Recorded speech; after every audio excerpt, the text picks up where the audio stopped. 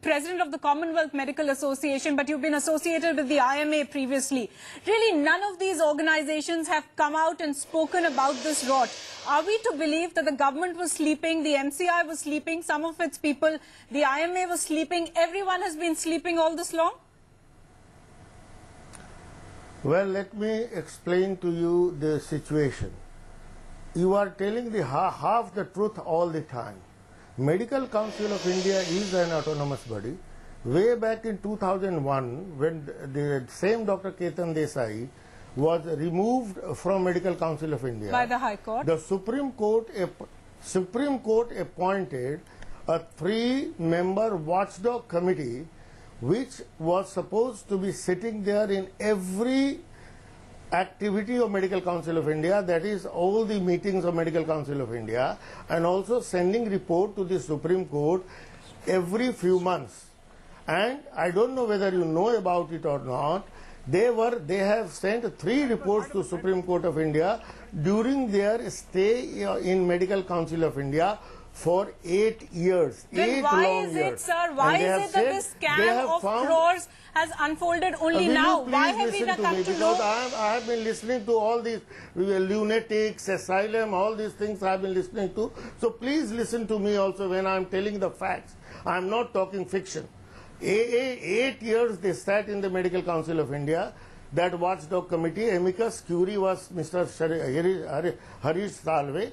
3 reports they sent to the Supreme Court and said there is no irregularity they have found in the functioning of Medical Council of India. They looked into the previous 14 years record also. Manish, no irregularity has been found. But the point is, now we are having a situation, therefore, where autonomy is being is becoming a license for corruption. Manish Sabharwal, Mr. Ajay Kumar, they're saying, look, even when an amicus curiae and the Supreme Court appointed committee was there, they seem to turn a blind eye to the corruption. So what do students, there are hundreds of students who've been writing on our website ever since we exposed this story, and they're asking the question, who is going to be held accountable? Is it just Dr. Ketan Desai? Will that be enough? Mr. Rajiv Desai, let me tell you one. Mr. Rajiv Desai, let me tell you one very interesting thing. Yes. On your channel itself, it was shown that those passed from history, geography students were also given registration by MCI. You have told the half truth.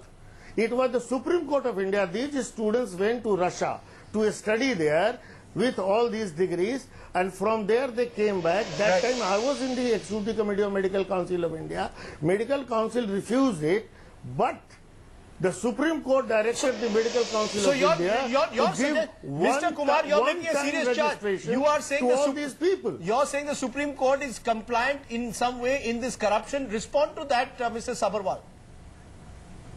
Oh, it is absolutely unfair to blame the Supreme Court. Mr. Kumar, you've spoken. You've had your word. Or not. Go ahead, Mr. Sabharwal.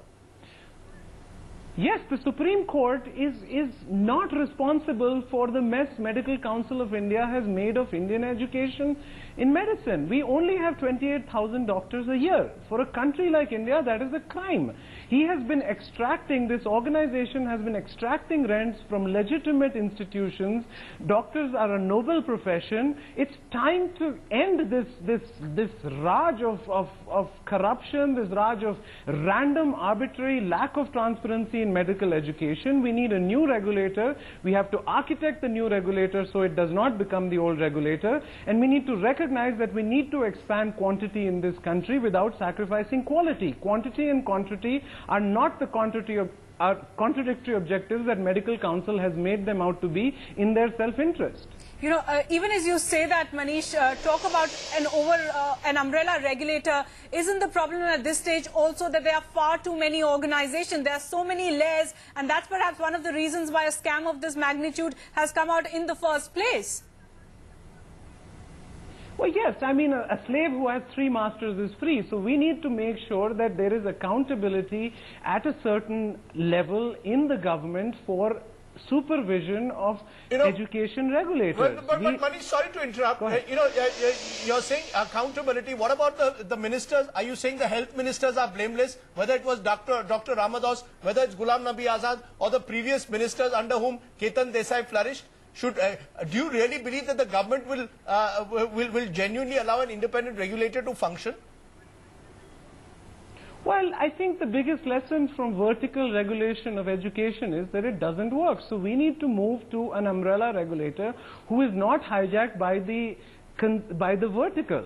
I mean, I think we have to create term limits for regulators. We have to create layers of authorities. I mean, this is not something which has not been done before. The ability to create a regulatory body has been done in India, and it needs to happen in education. Well, let's hope it happens sooner rather than later. We'll be continuing our focus. Remember, on this big story, we'll have a special documentary which will come out on this weekend on 30 Minutes.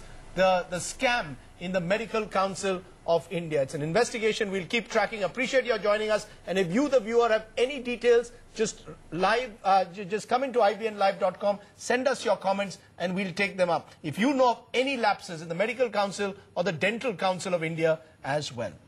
Okay, we'll continue the thread. This is shocking news of medical negligence coming from Bhubaneswar.